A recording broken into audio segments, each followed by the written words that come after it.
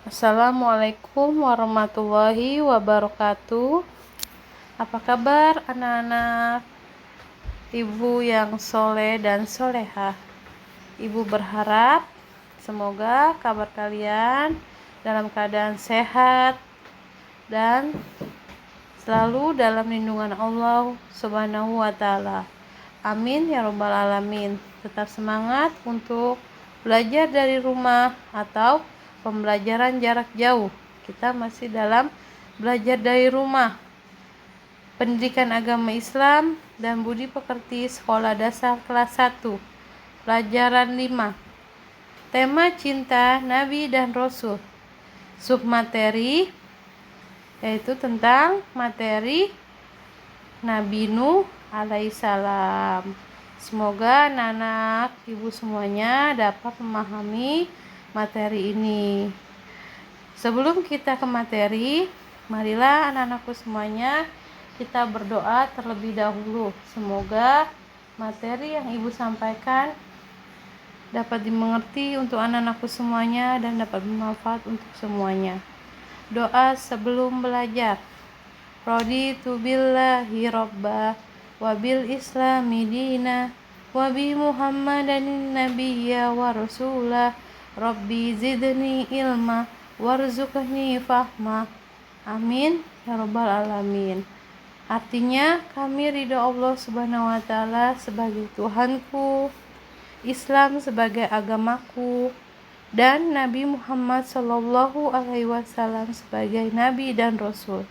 Ya Allah, tambahkanlah kepadaku ilmu dan berilah aku pemahaman untuk dapat memahami materi ini dengan baik. Amin ya Rabbal Alamin.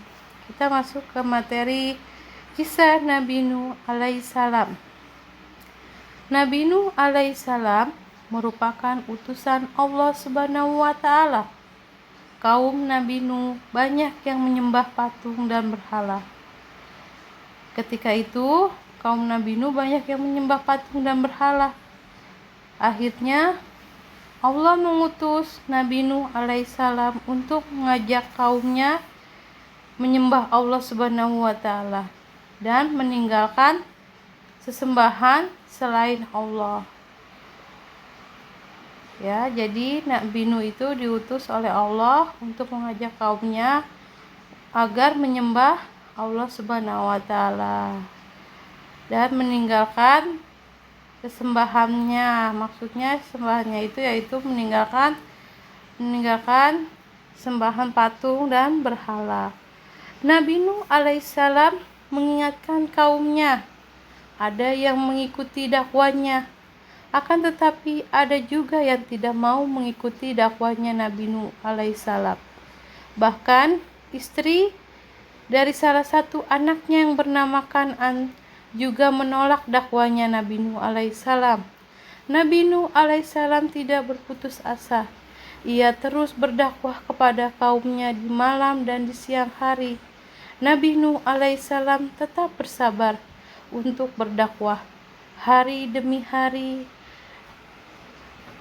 bulan demi bulan dilaluinya, dan tahun demi tahun dilaluinya. Akan tetapi yang mau mengikuti seruan Nabi Nuh alaihissalam hanya beberapa orang saja. Nabi Nuh tetap bersabar. Maka Nabi Nuh alaihissalam bersedih karena kaumnya tidak mau memenuhi ajakan Nabi Nuh alaihissalam. Bahkan meminta disegerakan azab untuk mereka yang menolak ajakannya. Meskipun begitu, Nabi Nuh alaihissalam tidak berputus asa. Waktu berlalu, tetapi ajakan beliau tidak berhasil.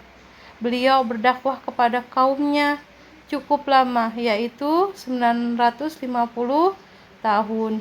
Hingga akhirnya Allah Subhanahu wa Ta'ala memerintahkan kepada Nabi Nuh alaihissalam untuk membuat kapal dan mengajarkan kepadanya bagaimana caranya membuat kapal dengan baik. Mulailah Nabi Nuh alaihissalam membuat kapal dibantu orang-orang beriman kepadanya. Setiap kali orang kafir melewati Nuh alaihissalam dan pengikutnya, mereka menghina dan mengejeknya karena melihat beliau membuat kapal besar di gurun Sahara yang tidak ada sungai dan laut. Penghinaan mereka bertambah ketika mereka tahu bahwa maksud Nabi Nuh alaihissalam adalah untuk menyelamatkan diri dan pengikutnya dari azab yang akan Allah Subhanahu wa taala timpakan kepada mereka. Akhirnya pembuatan kapal pun selesai. Nabi Nuh alaihissalam mengetahui bahwa banjir besar akan tiba. Ia meminta kepada setiap orang-orang mukmin dan mukminah untuk menaiki kapal tersebut. Ia juga mengangkut hewan berpasangan untuk masuk ke dalam kapal tersebut. Nah, Nabi Nuh alaihissalam bersama pengikutnya telah berada di atas kapal. Ketika itu datanglah banjir besar. Langit mengucurkan hujannya dengan deras. Mata air dari bumi mulai memancarkan air. Nabi Nuh alaihissalam berkata, "Naiklah kamu sekalian ke dalamnya dengan menyebut nama Allah Subhanahu wa taala di waktu berlayar dan berlabuhnya. Sungguhnya Tuhanku benar-benar Maha Pengampun lagi Maha Penyayang." Kapal pun mulai berlabuh dan mengapung di atas air. Ketika Nabi Nuh alaihissalam melihat anaknya Kan'an yang kafir, dia memanggilnya dan berkata, "Wahai anakku, naiklah bersama kami dan janganlah kamu berada bersama orang-orang yang kafir." Nabi Nuh mengajak anaknya untuk naik ke kapal. Tetapi anak Nabi Nuh alaihissalam menolak. Anaknya berkata, akan mencari perlindungan ke gunung yang dapat memeliharanya dari banjir besar tersebut. Nabi Nuh alaihissalam berkata, tidak ada yang melindungi pada hari ini dari azab Allah Subhanahu wa taala selain Allah yang Maha Penyayang dan berubah menjadi penghalang antara keduanya. Maka anak itu termasuk orang-orang yang ditenggelamkan. Kaum Nabi Nuh yang kafir itu tenggelam. Maka setelah sekian lama berada di atas kapal, selanjutnya Allah Subhanahu wa taala memerintahkan kepada Nabi Nuh alaihissalam dan pengikutnya turun dari kapal. Allah berfirman, "Wahai Nuh alaihissalam, turunlah dengan selamat dan sejahtera dan penuh keberkahan dari kami atasmu dan atas umat-umat yang mukmin dari orang-orang yang bersamamu." Surat Hud ayat 48. Jadi ini cerita tentang orang mukmin yang selamat menaiki kapal Nabi Nuh alaihissalam dan orang-orang kafir ditenggelamkan oleh Allah Subhanahu wa taala. Nabi Nuh alaihissalam dan para pengikutnya turun dari kapal. Mereka melepaskan hewan-hewan yang diangkutnya. Maka mulailah beliau dan para pengikutnya menjalani hidup yang baru. Beliau berdakwah kepada kaum mukmin. Beliau mengajarkan kepada mereka hukum agama. Beliau banyak melakukan zikirullah, sholat dan berpuasa hingga beliau wafat dan menghadap Allah Subhanahu wa taala. Nabi Nuh sangat taat kepada Allah.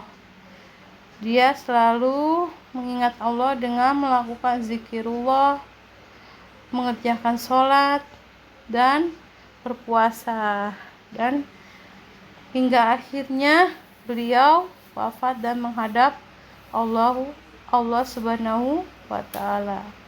Kisah Nabi Nuh alaihissalam yang dapat kita teladani dari cerita Nabi Nuh alaihissalam. Yang pertama, taat kepada Allah Subhanahu wa taala. Nabi Nuh selalu taat kepada Allah Subhanahu wa taala. Contohnya yaitu dia selalu mengingat Allah dengan zikirullah, dengan selalu berzikir mengingat Allah. mengerjakan sholat, berpuasa, dan hingga akhirnya Nabi Nuh menghadap Allah Subhanahu wa taala. Dan sikap yang dapat kita teladani dari Nabi Nuh yaitu suka bekerja keras. Untuk itu anak-anakku semuanya, sebagai